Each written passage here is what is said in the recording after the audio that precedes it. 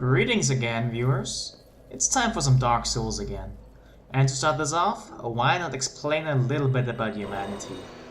So I just used one of the humanity items, which now means we have one active humanity in the top left. And if we use that to unhull ourselves, we will regain our human body. As a human, we will unlock parts of the online capabilities of the game, namely the invasions. We can now get invaded by other players.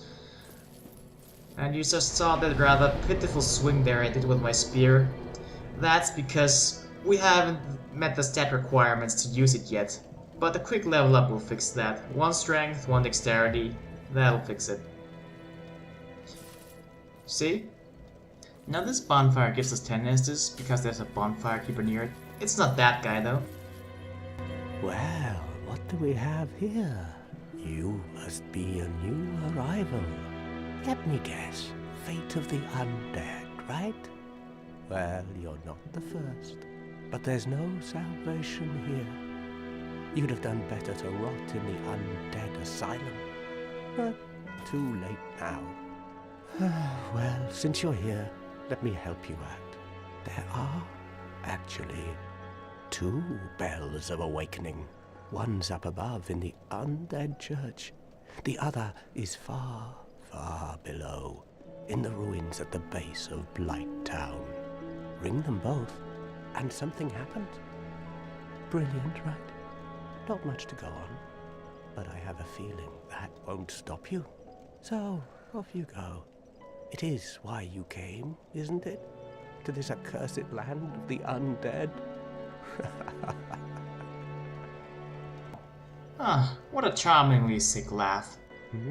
What? You want to hear more? Oh, that's all we need. Another inquisitive soul. Well, listen carefully then. One of the bells is up above in the undead church, but the lift is broken. You'll have to climb the stairs up the ruins and access the Undead Burg through the waterway. The other bell is back down below the Undead Burg, within the plague-infested Blight Town.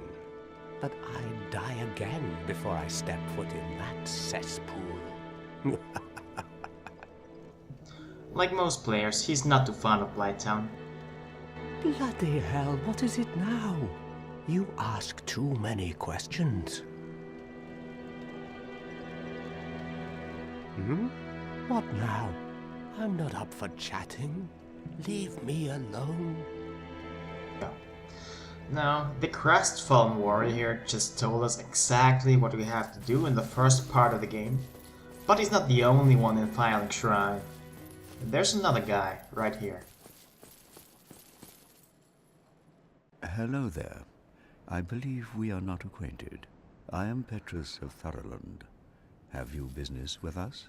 If not, I prefer to keep a distance, if possible. He doesn't seem to be too fond of us either. Hello there. I realize that I have requested that we retain our distance. But I also want you to know that it is not meant in ill will. Here, take this, as a token of peace. No, go ahead. It's for you.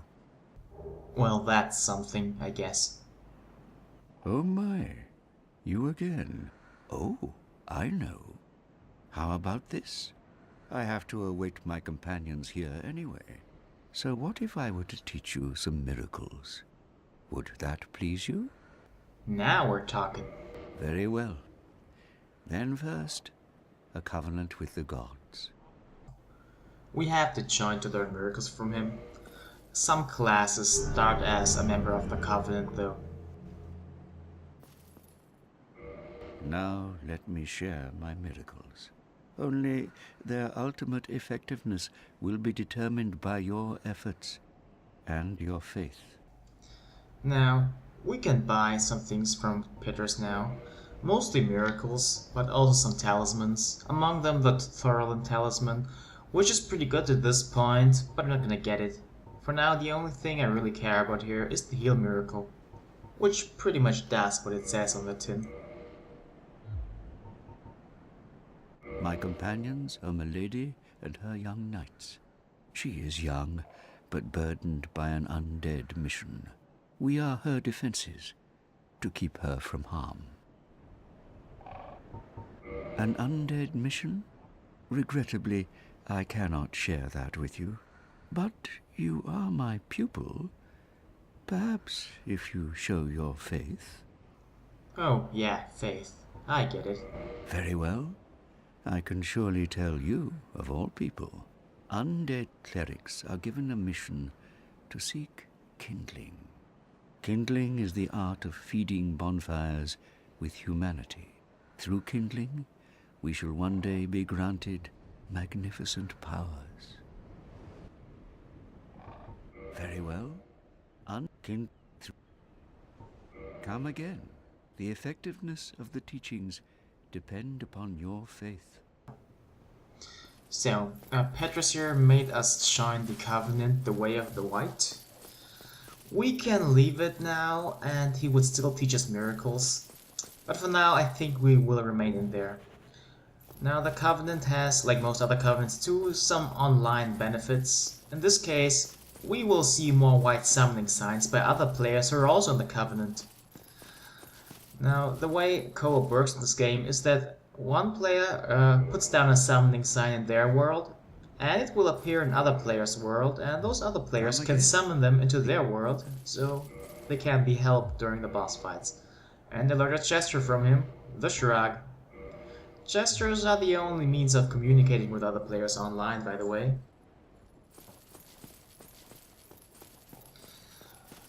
Now that's enough chatting. And now I think we should just go and take off. For that aqueduct over there.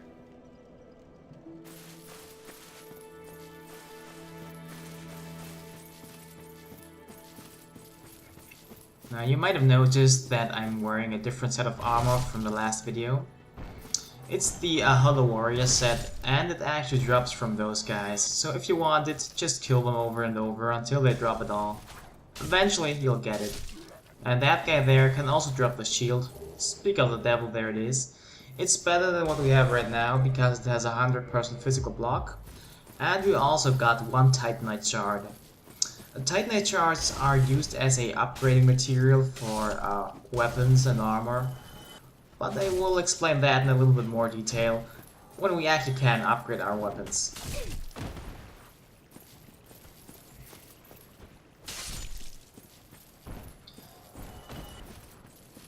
Now then there's one more thing.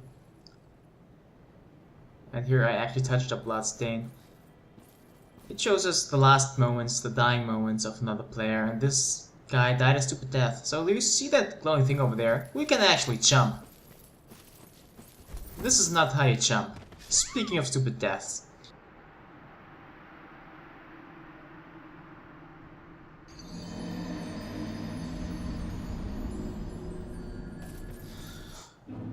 The game never explicitly tells you how to jump.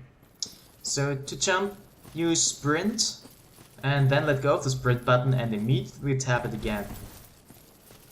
You will roll afterwards, so you can't just jump on any narrow platforms. And all this just to get a Ring of Sacrifice. The Ring of Sacrifice, well, if you have it equipped and you die, you will actually keep all your souls and humanity. However, the ring will break. Now, I don't think I explained this earlier, but if you die, you lose all your souls and active humanity in the top left, which was 0 anyway in our case. But you can actually get back to your bloodstain and collect your souls and humanity again. However, if you die a second time, the first bloodstain will vanish and you'll have a second one with, well, 0 souls maybe. And this rat actually has a chance of dropping some humanity. So if you feel like grinding this early on, it's really inefficient, but it would be one way to get humanities. I don't recommend doing that though.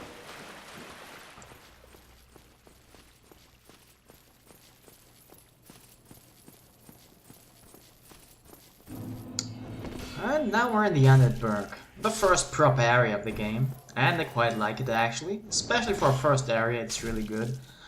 It has lots of optional side paths. You don't really have to take them, but especially for new players, they're pretty useful because there are some goodies there you can pick up. Like nothing essential, but good stuff for new players. In fact, the first of those side paths is coming right up. Just destroy those barrels there, and you can drop down behind them.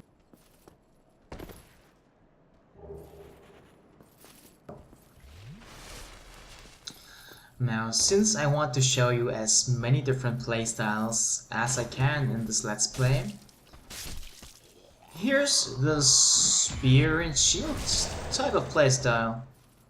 Now, since you can block and attack at the same time using the winged spear, and in fact any other spear as well, and also swords that only use thrust attacks like the rapier, however you want to pronounce that, it's a very safe playstyle because you can block at any time and also attack. So you don't have to lower your guard to attack.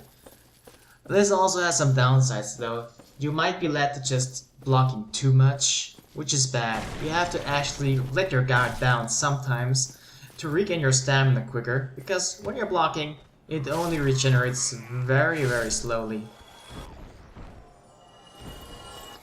All that damage there, you can actually kill those first two, by the way. And up there, there's one last item to pick up in the side path. And you might think there's an ambush coming. There probably is. Ha, nah, got your food there. Or did I? Because there's actually always one guy spawning there. At least I think he spawns whenever you decide to take that path. I'm not too sure though.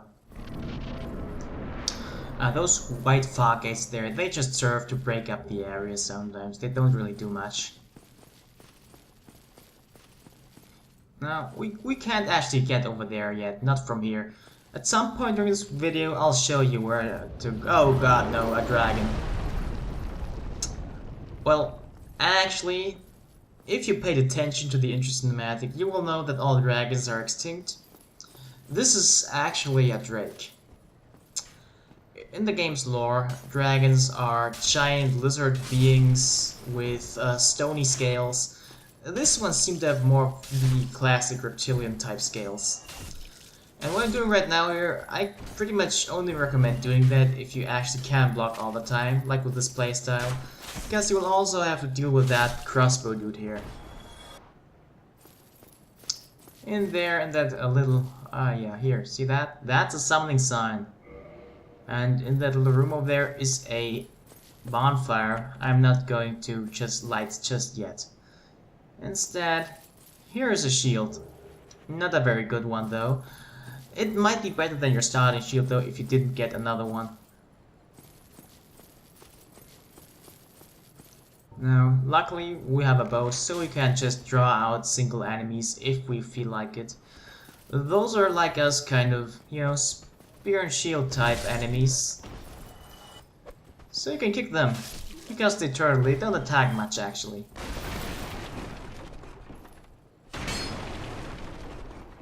It's kind of hidden. There's an enemy behind there. Might want to watch out for that. And now actually, just around the corner, we will find our first merchant. Pretty sure he's gonna be a nice guy. Well now, you seem to have your wits about you, hmm? Then you are a welcome customer. I trade for souls. Everything's for sale. Oh, another creepy laugh. I sense a recurring theme here. Now we can buy the orange sign soapstone here, which allows us to put down these orange messages we've been seeing all the time now. Also some weapons. And hey, a whole set of armor, which I'm gonna get just to show it to you later. He also sells various kinds of arrows, which you might want to stock up on. Here I'm just gonna buy some wooden arrows. They're weaker than normal ones, but much cheaper, so if you just wanna use the arrows to draw out enemies, you'll just have to buy those. Things are getting treacherous in these parts. A horrible goat demon has moved in below. And up above, there's that humongous drake and a bull demon too. If you stick around this place, it might end up being your grave. Here, I'm not here to chit-chat. We talk business or we talk nothing at all. Here, I'm not... Thank you kindly. Now, if you get back in there and go to the left, you will actually find another kind of hidden passage. You might have noticed some weird editing there because I had to go back and do it because I forgot. Anyway, there isn't too much here. It will just lead us to a particular spot I have showed you earlier and we couldn't get to. For now, it's just some basic moves to fight here though. And a snake eater ladder to climb up.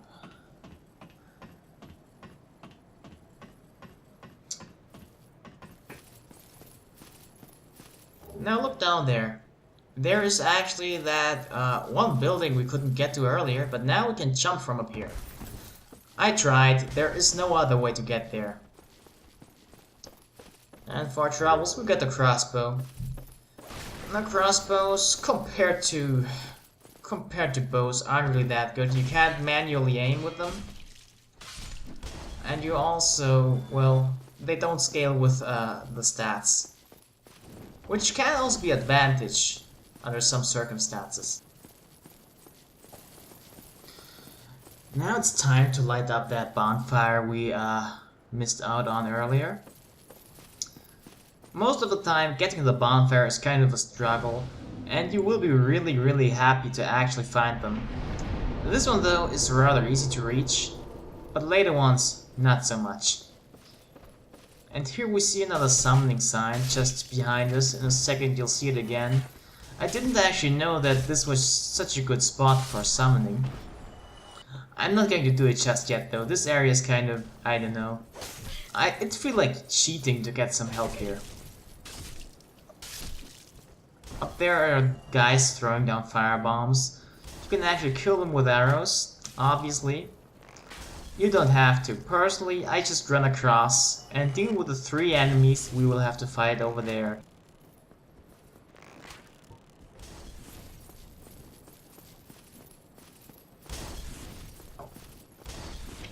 As I said, it's actually very possible to just shoot those arrow guys and lure those guys out onto the bridge. But I feel like I am very competent at the game, and as you saw, I already took care of it. I got another Hollow Warrior shield there. Normally they're not so common, they're actually pretty rare. But I guess I got lucky there.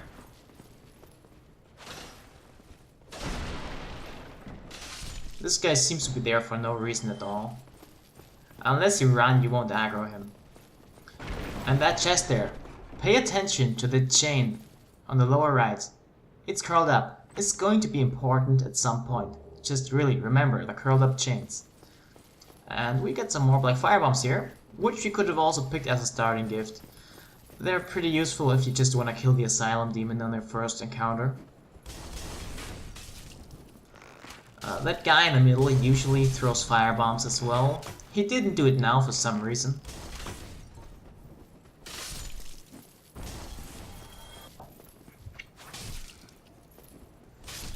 Now this game has some rather interesting lore. Though the game is really heavy on gameplay, the story doesn't become so apparent until you really dig for it.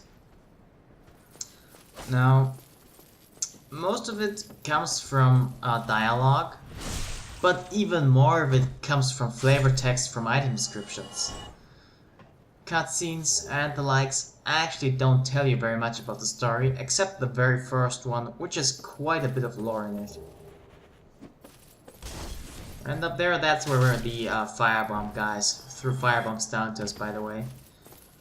And I actually bought the residence key from the Undead Merchant, which allows us to open this door here, among other things.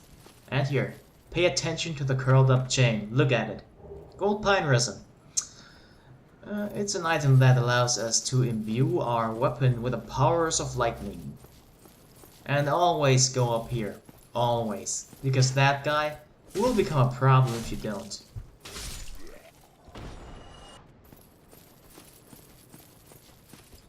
We also seem to have gained the attention of that guy here. That was probably because I ran so quickly down there and opened the chest. And here's another spot where I try to draw out enemies. It's very unwise to fight more than one enemy at the same time, unless you really know what you're doing. And here you see I have trouble hitting them.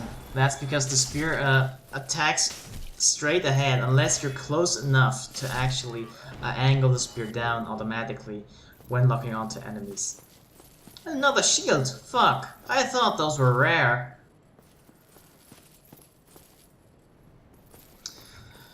Down there is what's essentially a mini-boss. A Black Knight. Now I aggroed him there. It's possible to backstab him though. And at this point, he really is more of a mini-boss, as I already said. It's best to fight him using parries. He is rather easy to parry, but you have to figure out the timing first. There you see me doing really well for like 3 parries in a row. But I actually did really poorly here on my first try, so I went back and re-recorded this, which is also the reason you saw some weird editing earlier. You see, even with a parry, we can't kill him in one hit. In fact, it takes us about 5 parries. You don't have to fight him here. He doesn't respawn too, he gives us a Titanite chunk. There's also a good chance that he can drop his sword, which is a fairly good weapon, but with high stat requirements. As a reward for beating him though, you will always get the blue Tearstone ring, which raises our defenses when we're low on health. Since we don't have any rings, I'm just going to equip it. And here we have a really obvious trap to dodge.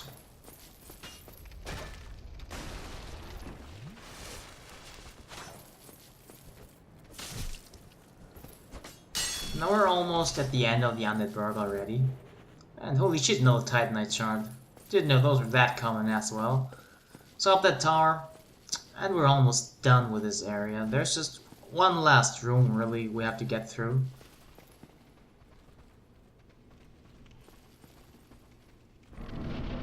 And through that fog gate, you will want to go right away, because there's something hidden there. A ladder. Now what will await us up there? Oh, just 2 enemies. Well, they can't shoot you in the back though if you're down there, so you will want to actually go up and kill them.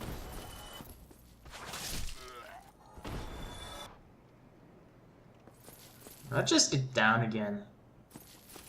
And get this over with. Just walking across that little path there. To get to the top of the tower. It doesn't seem like there's anything in the way anymore. So, I guess we'll try. Oh, shit, no.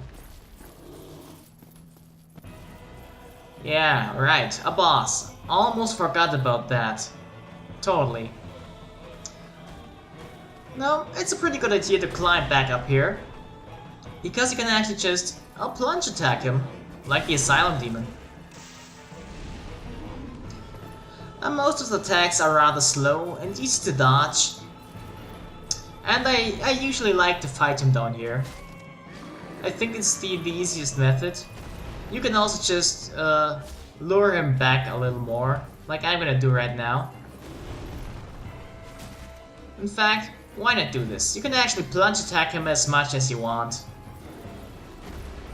If you just manage to get him away far enough from the tower, so you have enough time to run back to it and climb back up without him knocking you off. This seems like a good distance, so let's do just that.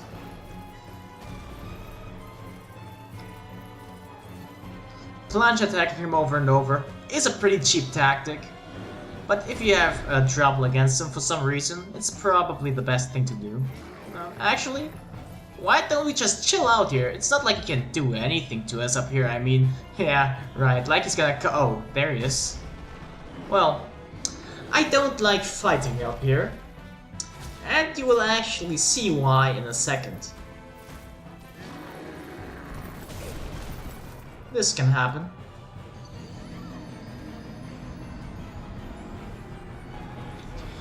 Rule number 1 of Dark Souls, be patient.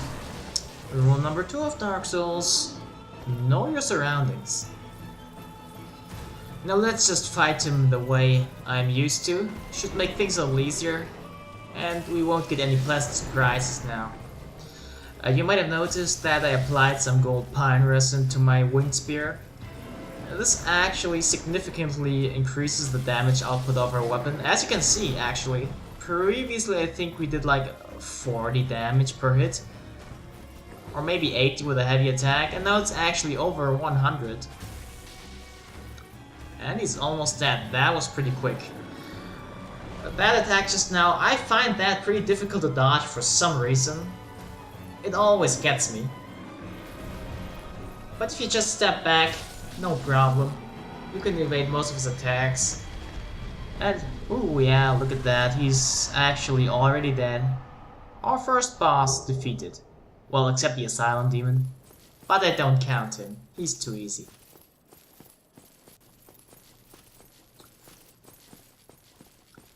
Oh, there, under those crates at the end there, there's actually an item. Usually, there's no items inside crates or anything, but you can see there's actually a corpse. I didn't point this out earlier, but there's actually always some kind of death involved in getting items. And check out that door, it's important. Also, hey, a bridge. I accidentally put on some gold pine resin because I'm stupid, but never mind that. Let's just wait here and, hey, rule number 3 of Dark Souls, never think you're safe. And now we'll meet the one actually called Sombro or Brother in the community. Ah, hello. You don't look hollow, far from it. I am Soler of Astora, an adherent of the Lord of Sunlight. Now that I am undead, I have come to this great land, the birthplace of Lord Gwyn, to seek my very own son. You find that strange? Well, you should. No need to hide your reaction. I get that look all the time. Oh, yet another charming laugh. Oh, aha. So I didn't scare you. I have a proposition, if you have a moment. The way I see it, our fates appear to be intertwined. In a land brimming with hollows, could that really be mere chance? So what do you say? Why not help one another on this lonely journey? This pleases me greatly. Well then, take this. With the white sign soapstone, we can put down summoning signs for other players to summon us. We are amidst strange beings in a strange land. The flow of time itself is convoluted, with heroes centuries old phasing in and out. The very fabric wavers, and relations shift and obscure. There's no telling how much longer your world and mine will remain in contact. But use this to summon one another as spirits, cross the gaps between the worlds, and engage in jolly cooperation. Of course, we are not the only ones engaged in this, but I am a warrior of the sun. Spot my summon signature easily by its brilliant aura. If you miss it, you must be blind.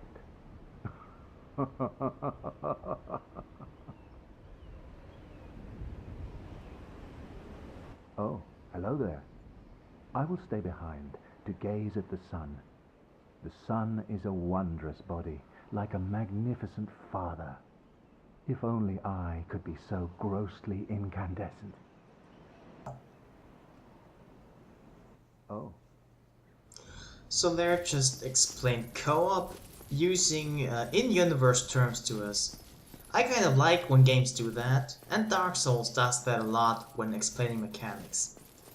So you can get across here by just sprinting, keep to the right and you will eventually find this little nook here. And down there you will want to go to the left immediately. Because there is actually something quite nice. You can unlock a shortcut. Like bonfires, if you find a shortcut, it'll be really nice. Now we're back at the bonfire actually. So for now, I will bid thee farewell again. I hope to see you next time when I play Dark Souls again. Until then, see ya.